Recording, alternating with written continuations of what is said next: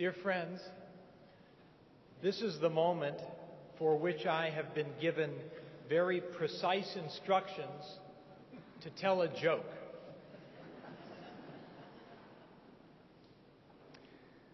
A local pub was so sure that its bartender was the strongest man around that they offered a standing $1,000 bet. The bartender would squeeze a lemon until all the juice ran into a glass and then hand the lemon to a customer. Anyone who could squeeze out one more drop of juice would win the money. Many people had tried over time. Weightlifters, rowers, wrestlers, but nobody could do it. One day a stranger came into the bar. Now, he was not a big man. In fact, he was kind of scrawny. So when he went up to the bartender and said, "I'd like to take the bet," everyone started to laugh. But the barman said, "Okay," grabbed a lemon and squeezed away. Then he handed the wrinkled remains of the rind to the stranger. The laughter turned to silence as this man clenched his fist around the lemon and 4 more drops fell into the glass. As the crowd cheered, the bartender paid the $1,000 and asked, "What do you do for a living? Are you a professional strongman or what?" "No," the man replied, "I'm a fundraiser."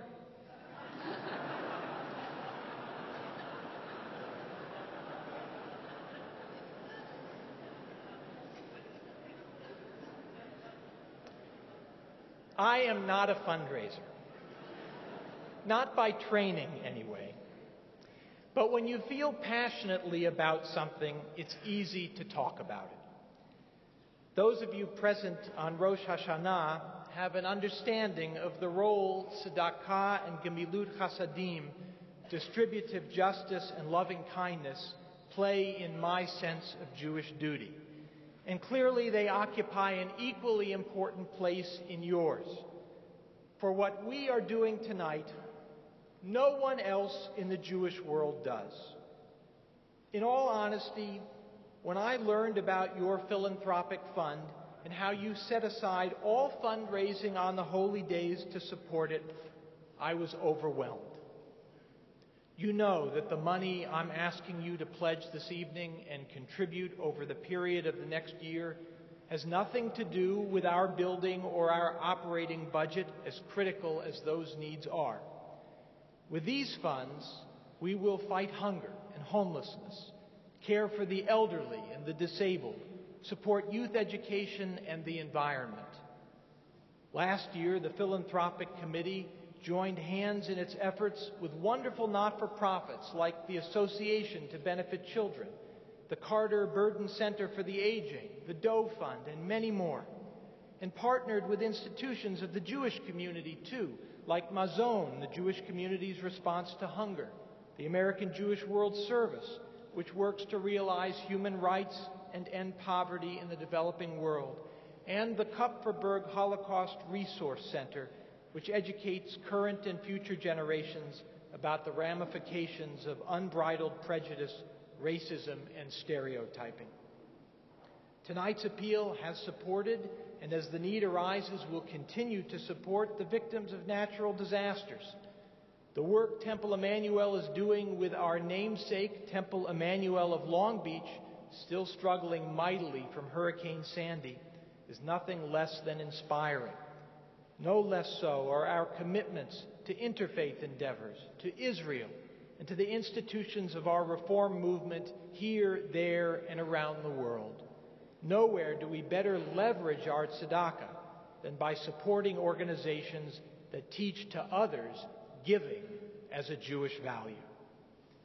Under the guidance of our philanthropic committee, chaired so ably by Robert Kalanoff, with input from the Temple's clergy, staff, and Tikkun Olam committee, the funds you pledge tonight will be directed to these and other most worthy ends, causes that capture the widest possible range of our members' passions and our world's needs, locally nationally, and internationally.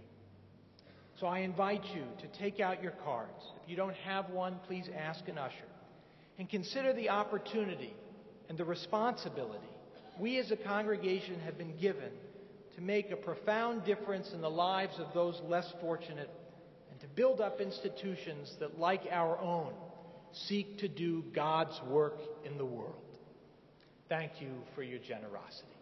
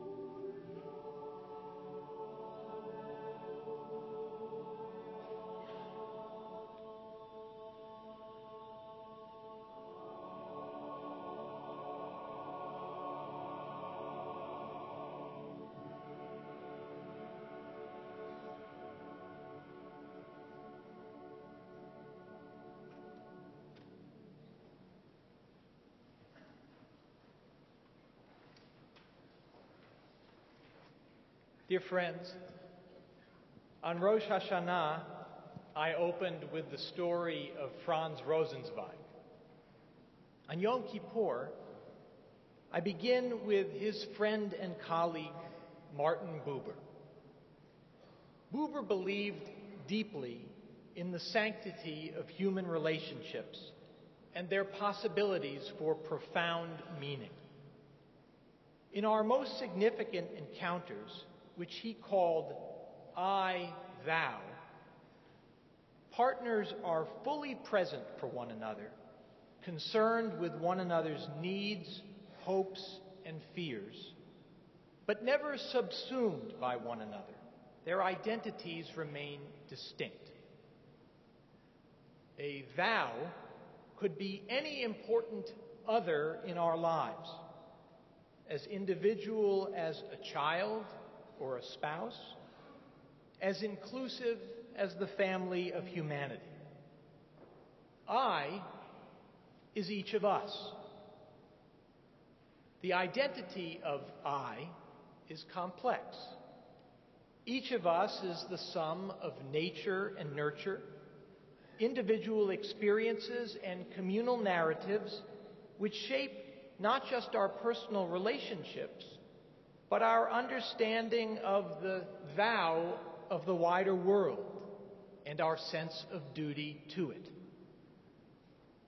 For the Jewish I, this Yom Kippur recalls a defining moment in the history we share. On Yom Kippur 1973, 40 years ago, Syria and Egypt launched a coordinated attack on Israel. On the Golan Heights, 180 Israeli tanks confronted 1,400 Syrian tanks. Along the Suez Canal, an Israeli force of 500 with only 3 tanks faced an onslaught of 600,000 Egyptians, supported by 2,000 tanks and 550 warplanes. At least 9 other Arab states joined in the assault. Stunned and frightened, Jews the world over gathered for the holy day. No doubt many of you remember the fear and uncertainty. We at Emanu-El shared the anxiety that all Jews were experiencing, Rabbi Sobel recalled. And here we are, 40 years later, again gathered for Holy Day worship, again stunned at Syria's aggression, this time against its own people. Again, we should be deeply concerned for Israel's security. But most American Jews are not.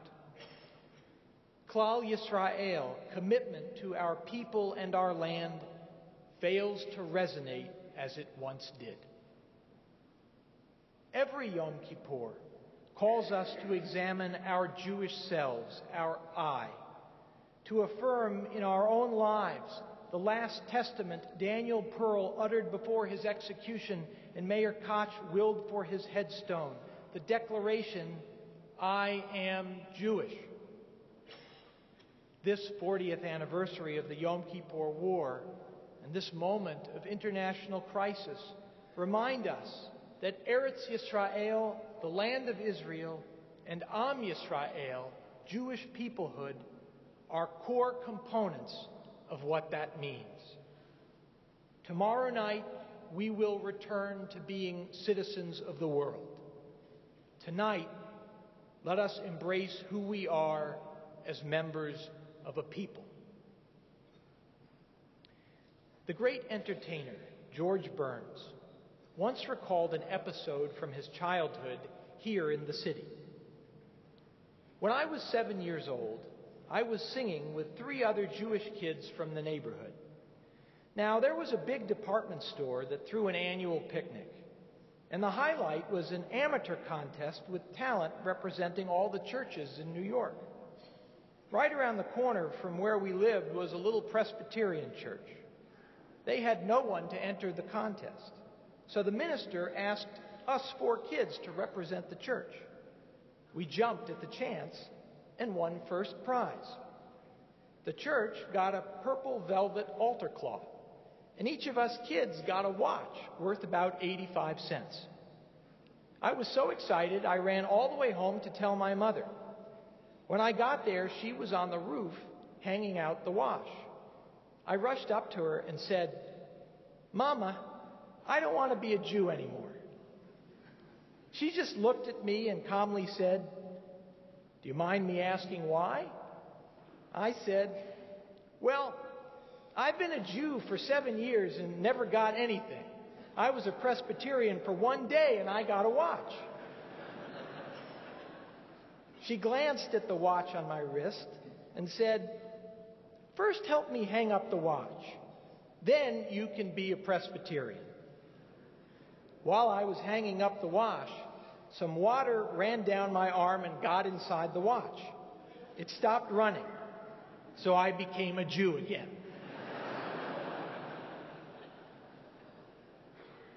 When the watch stops, we are Jews, part of Am Yisrael, a people united by history, strengthened by community.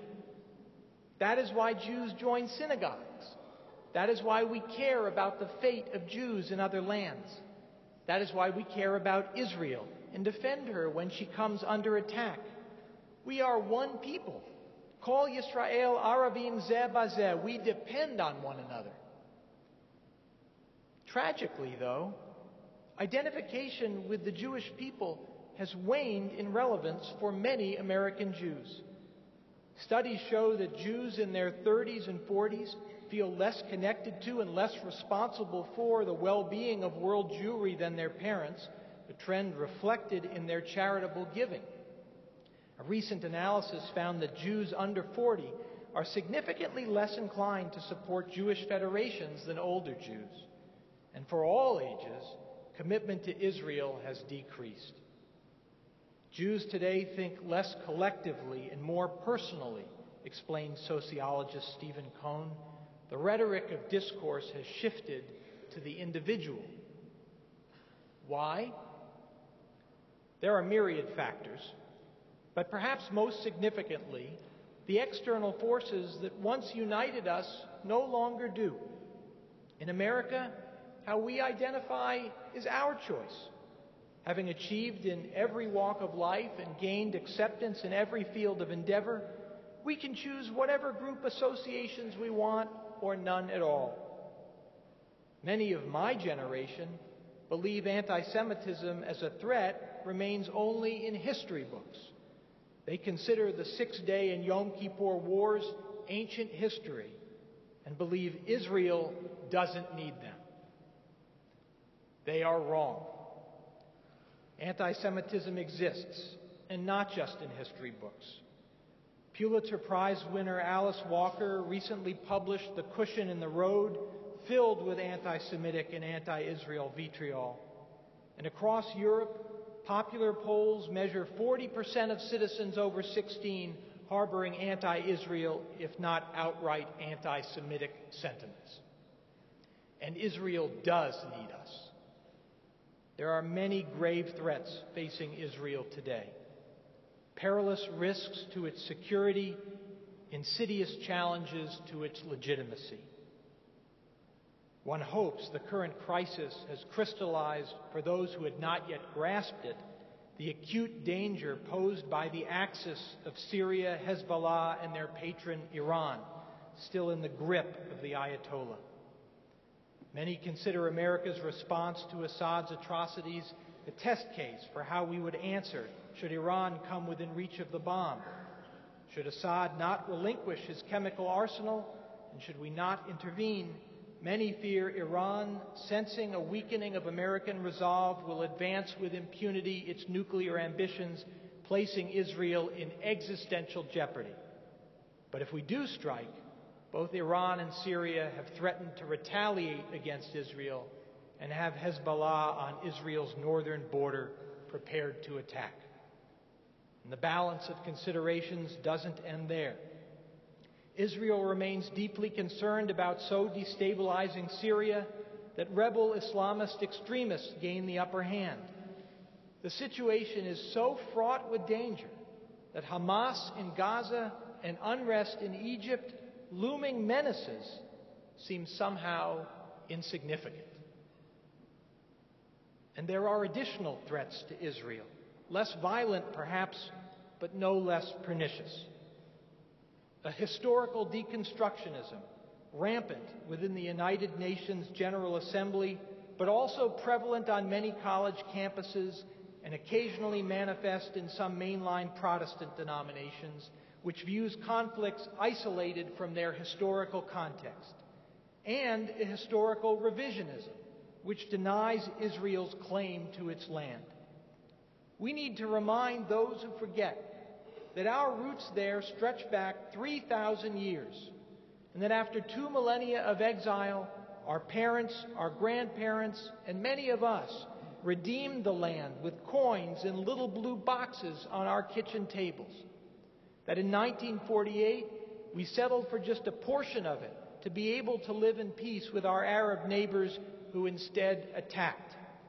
And that in 1967, when Golda Meir wanted to return to them for a negotiated peace, the territory taken in the defensive Six-Day War, they answered with the 3 famous no's of the Arab summit in Khartoum. No recognition, no negotiation, no peace. And again at Camp David and Taba in 2000 and 2001, no, no, no. With people who understand these facts of history, we can talk about how Israel has not always behaved in its own best interest, how its short-sighted support of settlements and construction in East Jerusalem has created a present reality the current Israeli government, or any Israeli government, might find difficult to negotiate. And we can talk about how Israeli society still tolerates too many fundamental human rights abuses, the lack of recognition of liberal Jewish movements and women's rights, and how Israelis of Arab descent, though legal citizens, still lag far behind in education and social services. But let us always be honest. Israel did not start the Mideast conflict. And as the landscape of the Middle East continues to shift, with threats defined less by tanks and more by long-range missiles, nuclear arsenals, and historical revisionism, it will be easy to think that Israel isn't in imminent danger, that Syria, punished or not for its horrific violence against its own, will return to its sectarian conflict, and Israel will be just fine. That would be a disastrous miscalculation. Israel needs our support, especially now, as again it reaches out for peace. And we need Israel. The largest Jewish community in the world lives there, and the land remains the spiritual home of the Jewish people wherever we live. Our sacred narratives grew in its soil. In every exile, we long to return. It was the song of Israel which kept us in existence, wrote Chaim Nachman Bialik. It gave us vision and comfort during 2,000 years of our march through the wilderness. As that march was nearing its end, and the dream of the Jewish people living again in its ancient homeland was coming true, Emanu-El's leaders stepped to the fore.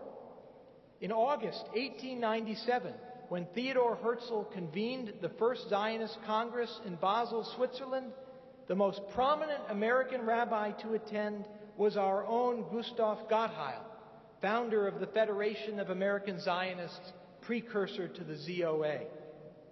Rabbi Judah Magnus, before going on to build the Hebrew University in Jerusalem, invited Henrietta Zold to an Emanu-El women's study group, which in 1913 birthed Hadassah, whose first mission, underwritten by our member Nathan Strauss, was to provide for the medical needs of the early Chalutzim.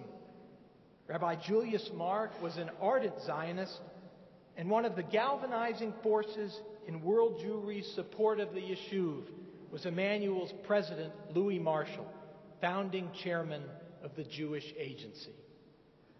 This is our history, our legacy. Support for Am Yisrael and Eretz Yisrael have been a hallmark here. So they must remain. Alan Dershowitz recently commented that the Yom Kippur War may be the last time the Jewish community was truly united behind Israel. David Harris, executive director of the American Jewish Committee, recalled how there was a time when Israel was the darling of the liberal world. But Israel today increasingly has become cast as an illiberal cause.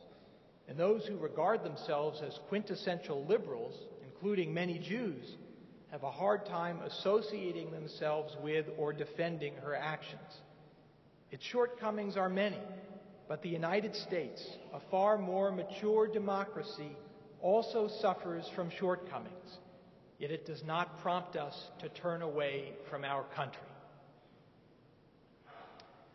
So how do we respond to those countless American Jews who view Klal Yisrael identification with Israel and the wider Jewish world as inconsequential to their Jewishness? Who ask, not callously, but earnestly, if we Jews are a people historically strengthened by enculturation into the communities where we've lived, which we are, and if we consider our relationships with the non-Jewish world of value, which we do, then why such focus on Jewish peoplehood? And if we Jews are a people who have thrived in many parts of the world, which we have, and whose concerns for justice transcend national boundaries, which they do, then why such focus on Israel? They even quote Hillel, Uchsha'ani la'atzmi ma'ani. If we care only about ourselves, what kind of a people are we? How do we who are universalists too, how do we respond? We answer first by recalling that Hillel's admonition began this way, Im ein ani li mili. If we do not look out for our own interests, who will?